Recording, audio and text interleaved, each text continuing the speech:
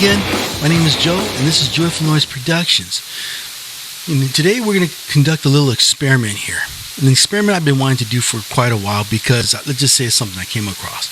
But before we get into it, please do me a favor.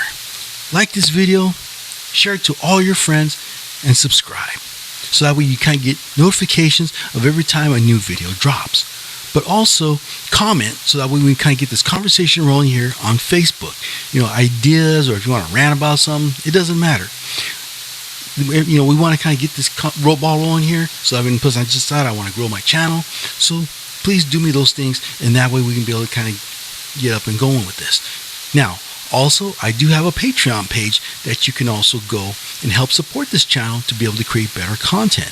Now, for $5 a month, you can help support this channel and be able to make sure that you get better, that the content gets better and better every time you contribute. Now, I do have a shop on Patreon, but I'm working at that right now currently to make it grow. Now, as far as people that are not Christians, there are coming some. I'm gonna have some drum loops pretty soon. I'm gonna have also some.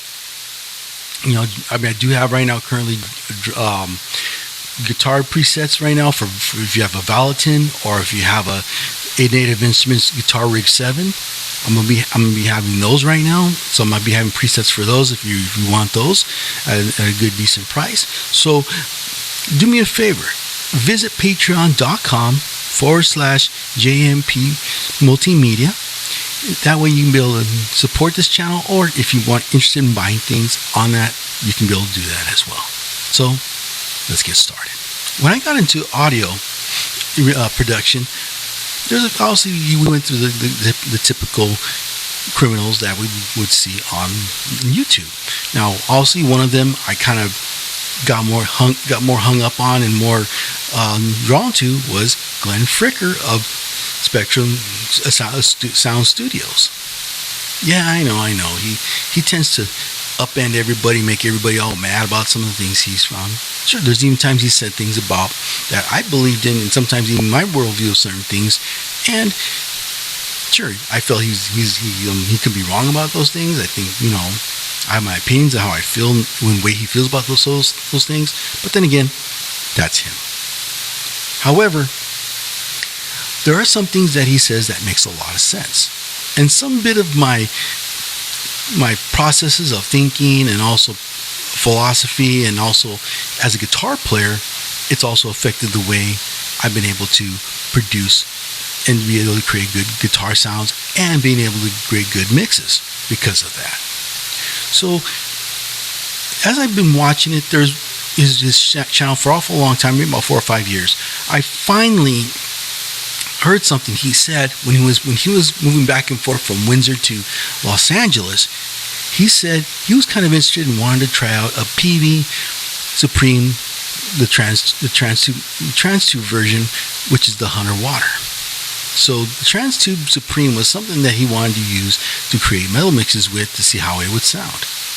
Well, at the time when he was back and forth, I threw a challenge out to him. I told him, I got something that's equivalent, something that is about the same. So I reached out to him through emails, which I unfortunately lost. But after finding some time, I said, you know, one day I'm going to do a video and I want to see how he responds to it. If it directly gets to him, fine. If he watches it, that's okay. I'm not mad at that. This is more about to kind of see if these amps can do metal. Well, obviously, the Peaveys have been known for doing good amount of rock. They've been doing good for country and stuff like that. And plus, when you come to the Transtube series of amps, they are good pedal platforms. Now, there's still a raging debate whether which one was the better. Obviously, there are the two versions that are always at it with each other is the Silver Stripe version and also the Red Stripe version. Me, I decided to get with the first gen, which is the Silver Stripe. This bad boy, I've had him for 30 years. I bought him in 1995 when the series just first came out. Not only that, I also bought the matching cabinet, which was the 112SX.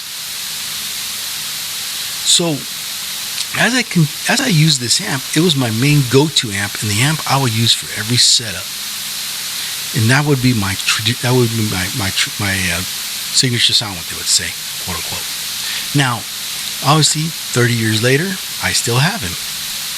Even though right now he's still a little more temperamental, he's been through a lot, so there's going to be some crackling and some old pots that probably need to be replaced. Maybe he just needs a little once through, but he still can be able to belt it out as loud as he needs to. Now, when I shot an email out to Glenn, I told him I got something that's equivalent to the Peavey Transtube Supreme. I told him I got the Bandit. Now, the platform of the Bandit and the Supreme are the same. There's nothing different about them, for the exception of the power section, because one's a head and the other one's a combo. Now, as we continue to hear it, you're going to see that they sound no different in every variable situation. So what we're going to do is we're going to call this an experiment.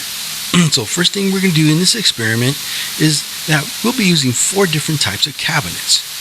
Obviously, the first thing we're going to be using the amp itself. Now, the amp has what they call a Peavey Sheffield 1230, which is 8 ohms. That is one of Glenn's favorite speakers. The Sheffield 1200. Quite possibly the worst transducer ever conceived by man. Now, also we're going to be using the Peavey 112 SX. So we're going to be using that also as part of this experiment. That also too has the 1230 in it as well. Also, we're going to be using a Bugera 212 TS 212 cabinet. Now, they're loaded with turbo sound speakers. Now, with whatever model they are, I don't know. But we're just going to go ahead and use them anyways. Then, when it comes to the speakers, lastly, we're going to be using a Peavey 6505 412 cabinet. So that one, I believe, is running the 1200s in those speakers.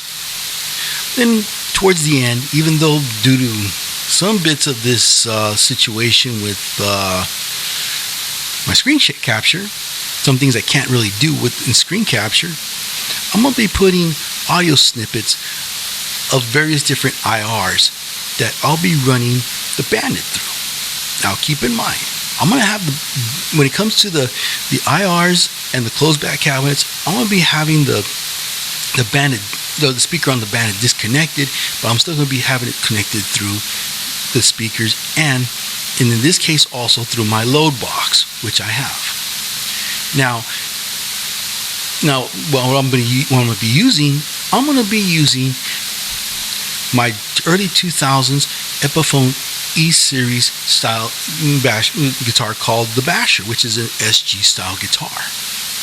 Now, also, what's going to be used in recording the cabinets is a Behringer B906 microphone, which will be in the flat position. But at the same time, the mic will be positioned in the area of what they call the sweet spot, which is the lining between the cone and where the cap meet. So that way we can be able to maintain the consistency of each different sound. Now, also what I'm going to be using, I'm going to be boosting this amp. So instead of going the traditional route of using tube screamers, or tube screamer clones, I'm going to be going with the Boss SD1 Super Overdrive. Just kind of give it a little bit, just to kind of toss it up a little bit. And also, in case Glenn does catch this video, he's going to be like, hey, somebody's finally listening. Now, to maintain the consistency of the performance of the guitar and the volumes, I'm going to be using a Radio Pro Amp Reamp box. Okay, it's not the angry amp from Signal Art, but it'll do. So I'm going to be using my Behringer 404 HD in this as well. So that way you can be able to hear, knowing that I'm doing the actual reamping and things like that. At the same time, I'm going to show off the settings, which as throughout this whole experiment, none of the settings will be changed, even when I do the reamping. So now the next thing we're going to do is we're going to hear this in a mix. But the way we're going to hear it in a mix, first of all, we're going to start off with using the Audio Assault amp blocker.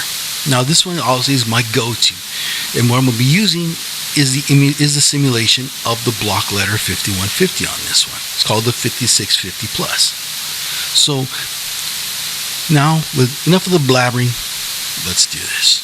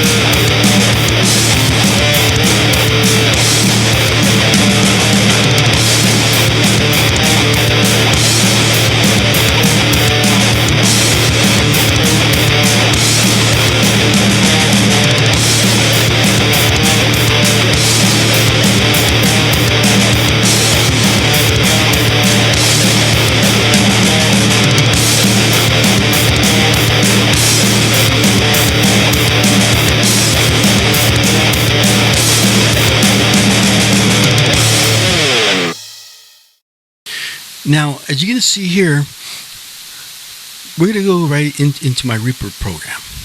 So as you begin to look at it really quick, you probably see this track right here. It says cues. Obviously, I need to know when the song comes in. I do that with every track. I always give a 2-bar count in after the recording starts, which is right about here. Now, the reason I've been told, the reason why you do that, so that way you can be able to know when the song comes in, and when you get about 2 hours ahead of when you start to push the record button, it gives the music time to breathe. So that's the reason why you have cues there.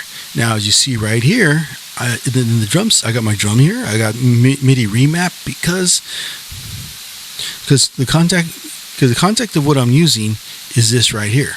This right here is called the Extinction Level Event Master Kit from Spectre Digital. This is one of my main go-to drum kits as we go. Now, also, same time, I'm using what they call the Neutron from Isotope. This is 3. Some people say, why don't you just get 4? Like they say, if it ain't broken, why fix it? Unless it has things that I don't know about, but pretty much it's almost, maybe there's some updates but it may not be a big deal with me. But this is the one I commonly use. Now, also, we come right over here. You can see I'm using the East-West Ministry of Rock bass module right here, and this one has the Fender 5-string. And also, what I'm using as well is my guitar rig setup where if you see, I got a splitter right here, which works off of 2 different amps. The Bass Pro right here works off of works off the highs, so it kind of gives a little like the highs and the mids, and it also has the dangle sound, which is provided here with Cola Keller, okay, KAK, which is Cola Audio Cult. So obviously, either you put 412 speakers or 410s and stuff like that, but also right here you got emulation of the old refrigerator bass. So this was kind of like the real low subs. It kind of gives it more of that meteor buff sound. So it kind of brings it a little bit together. Now, obviously, because when I used to use 2 different setups. Before 7 came along, and I had to use what they call a certain plugin which emulated the Sans amp bass, and then I had to use the guitar rig for that. But when the bass rage came out, then it made me kind of keep everything all in one together, so it made it a lot easier. Okay, now also right here, as you can see, this is my Audio Assault amp blocker. Now, as you can see right here, that means the amp is off. I'm not using any bit of the amp settings, but what I am using here is the equalizer. Because if you come right over here, you're going to see in the original mix I was using this amp, but as you can see right here, the equalizers are still the same. So we're going to put this right up here, so that way you can be able to see each and every single one. Okay, so as you can see, each of these are the same. So the sound is somewhat going to be processed. However, it's for mixing purposes. So again, as you can see, there is a consistency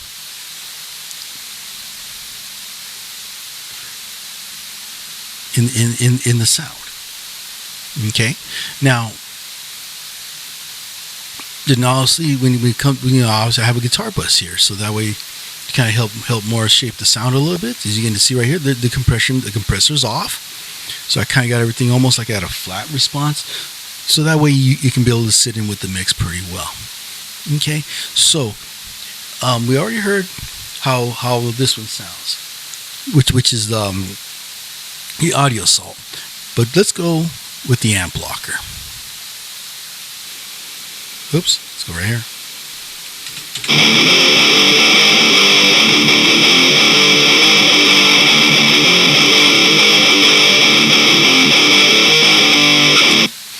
Now, as you begin to see, this is the regular reamp. This is where the amp is actually, where this is the combo is actually going off. Now, remember, this is an open back cabinet. So when it has that open back cabinet, that means it's going to have that. It's going to have a little bit more openness. It sound a little thin because why? Because there's a lot of air that's going on into the speaker, so it has nothing kind of bounce off against. So that's why it's going to sound a little harsh, a little annoying. So when we go to the 112 cab, which is a little tighter, you're gonna hear almost the same, but you're gonna kind of hear a little more fullness.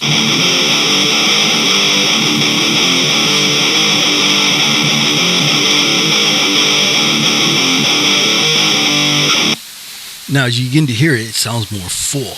It still has a little bit of that irritatedness that Glenn loves, but as you begin to hear, it sounds a little more full. Now, let's go down to the next amp. Okay, so let's go down to the next speaker size. Okay. Now, right here, as you begin to see, this is right here the 212 cabinet. Now, there's a lot of debate about certain things, especially in Jim Lowe's channel, which I do agree with. Sometimes the geometry of the cabinet has a lot to do with it. Sometimes they'll have them shaped. Sometimes they'll have one speaker here and the other speaker on the bottom. But the thing is, it's more the way that the cabinet is shaped that's going to produce its sound. But also, as you're going to see right here, there's kind of a bit of a volume drop. But I want you to hear why.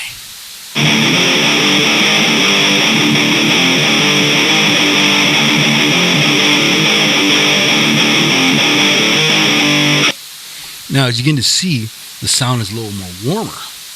It's almost a little bit more, it's more darker in sound, and that's what also contributes to why the volume drops. Now, remember, I had not messed with the volumes either on the amp or on the preamp or on the interface itself. Everything is still consistent, but one thing I've learned is that the darker the sound comes, it actually comes lower. So when you hear, if you want to, that's why they say sometimes you want to kind of put a little more presence into the sound, so that way it kind of comes out a little bit more better. So let's see what the 6505 looks like.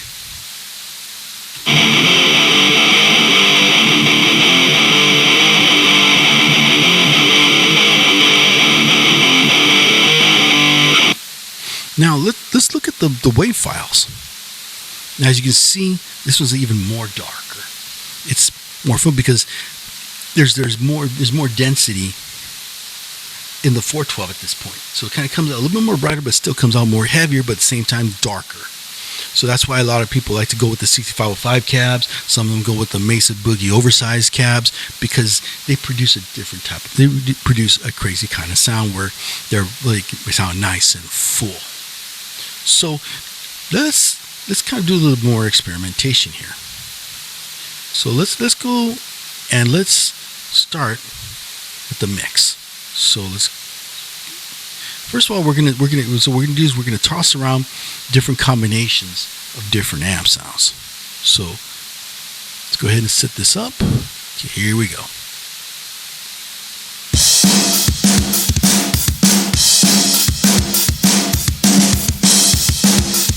First, we're gonna start off with the combo.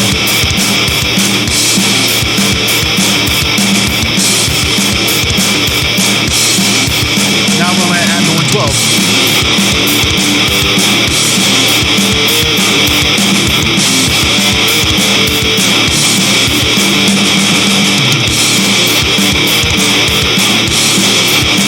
Now what I'm going to do is I'm going to add the 212 by itself also as well.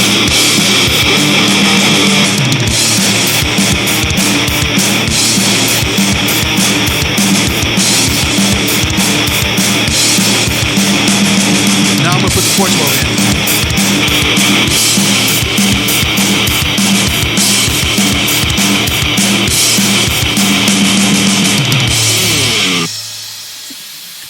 Now, as you hear, and as you probably look at my mixing board, my mixing board right here, you're going to see that that I had to put the volumes all the way up on it. Okay, and as you probably hear, there's also change in the coloration of the sound. Obviously, like I said, when I got into the 212 and the 412, the sounds got darker, which kind of makes the sound a little more warmer. Now, obviously, you know, if I put the, as you probably hear with the 112, it's, you know, and I put the 112 and the combo together, you're gonna see that the amp just like came right, you know, it had a little more. It cut right through, but at the same time, it still had a little more beef to it. So maybe what Jim Lil was doing in his videos kind of brought a little more sense. But as you probably get to hear it, you're going to see, okay, wow, that sounds pretty good. Okay, so now the next thing we're going to do is now we're going to go right in and do the IRs. So we're going to go ahead and we're going to do that right now.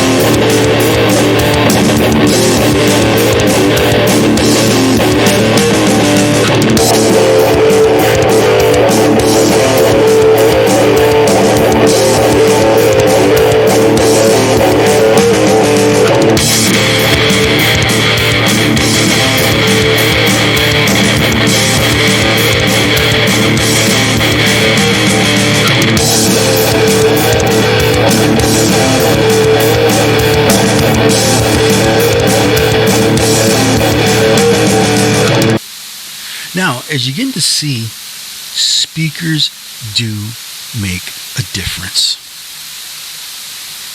And I'm telling you from someone who's been playing guitar for 30 years.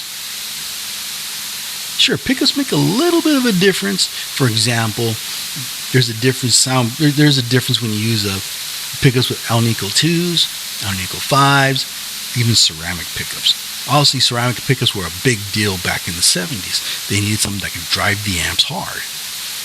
And that's something I had used for a while until I got my 65, or actually I could tell I got my Bulgara 6260 and found out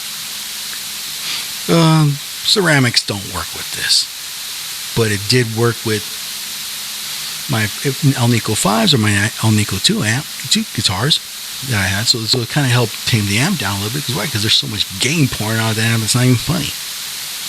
So when it comes to overall tone, as you can see, speakers do make a big difference. Now, the question back is, can this amp rock hard? Yes, it can. And as I mentioned, I've used this amp for many years. And it's gone through its beating, and it still stands strong, and it still cuts through the mix like anything else. So if you found this video interesting, once again, like and share this video, and comment, and also check out my Patreon page. And like I said, for $5 a month, you can be able to help support this channel so we can be able to get you more better content as it comes around. So until next time, peace out.